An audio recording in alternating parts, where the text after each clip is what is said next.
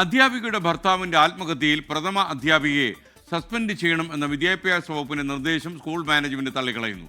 ഇന്നലെ ചേർന്ന saint Joseph school management യോഗമാണ് ഈ വിദ്യാഭ്യാസ വകുപ്പിന്റെ നിർദ്ദേശം തള്ളിയത്. പത്തനംതിട്ട DE ഓഫീസിലെ ഉദ്യോഗസ്ഥരാണ് ശമ്പള ആനുകൂല്യങ്ങൾ വൈകിപ്പിച്ചത് എന്നാണ് സ്കൂൾ മാനേജ്മെന്റ് പുറത്തുവിട്ട രേഖ നമ്മളോട് പറയുന്നത്. മരിച്ച ഷിജോ PT സംസ്കാരം ഇന്നാണ് നടക്കുക.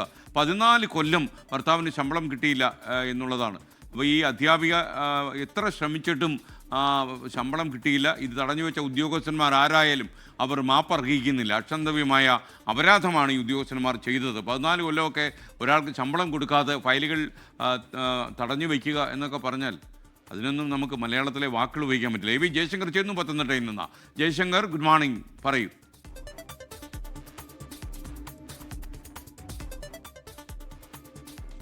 Good morning SK. എന്തായാലും പത്തനംതിട്ട സ്വദേശി ഷിജോയുടെ മരണവുമായി ബന്ധപ്പെട്ട സ്കൂളിലെ പ്രഥമ അധ്യാപികയെ സസ്പെൻഡ് ചെയ്യാനുള്ളൊരു നിർദ്ദേശം വിദ്യാഭ്യാസ വകുപ്പ് നൽകിയിരുന്നു. ഈ തീരുമാനത്തെ സെന്റ് ജോസഫ് സ്കൂൾ മാനേജ്മെന്റ് പൂർണ്ണമായും തള്ളുകയാണ്. ഈ പ്രഥമ അധ്യാപിക നിരപരാധിയാണെന്നും ഇവരുടെ ഭാഗത്ത് ഒരു തരത്തിലുള്ള തെറ്റും സംഭവിച്ചിട്ടില്ല എന്നാണ് സ്കൂൾ മാനേജ്മെന്റ് ഇതുമായി ബന്ധപ്പെട്ട് പറയുന്നത്. ഇന്നലെ ഈ മാനേജ്മെന്റ് യോഗം ചേർന്നിരുന്നു. ഈ മാനേജ്മെന്റ് യോഗത്തിൽ അധ്യാപികയെ പൂർണ്ണമായി സംരക്ഷിക്കുന്ന ഒരു നിലപാടാണ് സ്കൂൾ മാനേജ്മെന്റ് സ്വീകരിച്ചത്. നിയമപരമായി ഇവരെ സംരക്ഷിക്കാനുള്ള നിയമവഴികൾ തേടും.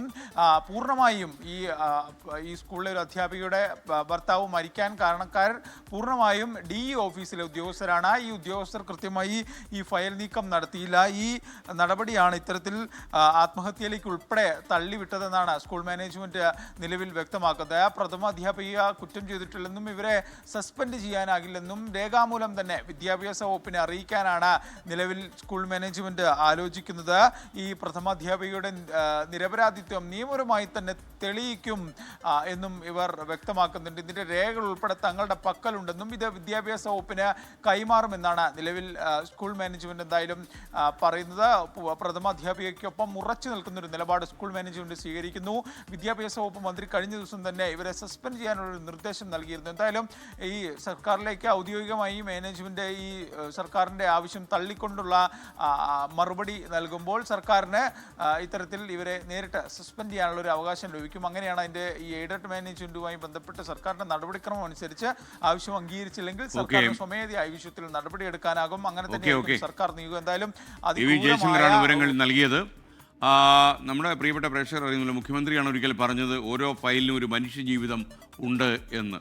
14 കൊല്ലമൊക്കെ തടഞ്ഞു വെച്ചിട്ട് അതിൽ 14 കൊല്ലം ഈ ഫയല് തടഞ്ഞു വയ്ക്കാൻ പറ്റി എന്ന് ആഹ്ലാദിക്കുന്ന ഈ സർക്കാർ ഉദ്യോഗസ്ഥനുണ്ടല്ലോ, എന്താ അയാളെക്കുറിച്ചൊക്കെ പറയുക? ഒരു മനുഷ്യൻ്റെ മരണത്തിലേക്ക് ഇയാളുടെ ഈ അലംഭാവവും ഇയാളുടെ ഈ മനഃപൂർവ്വമായിട്ടുള്ള ഈ താമസിപ്പിക്കലും നയിച്ചു എന്നുള്ളതാണ്.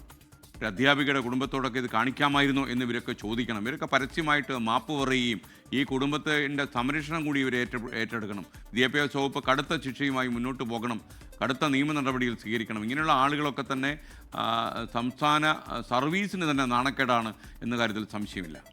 ലോകത്തെവിടെയായാലും ഏത് സമയത്തും 24 വാർത്തകളും ഓഗ്മെന്റഡ് റിയാലിറ്റി പാക്കേജുകളും എക്സ്പ്ലെയിനറുകളും വിശദമായി കാണാൻ ഞങ്ങളുടെ YouTube ചാനൽ നിങ്ങൾക്ക് സബ്സ്ക്രൈബ് ചെയ്യാം.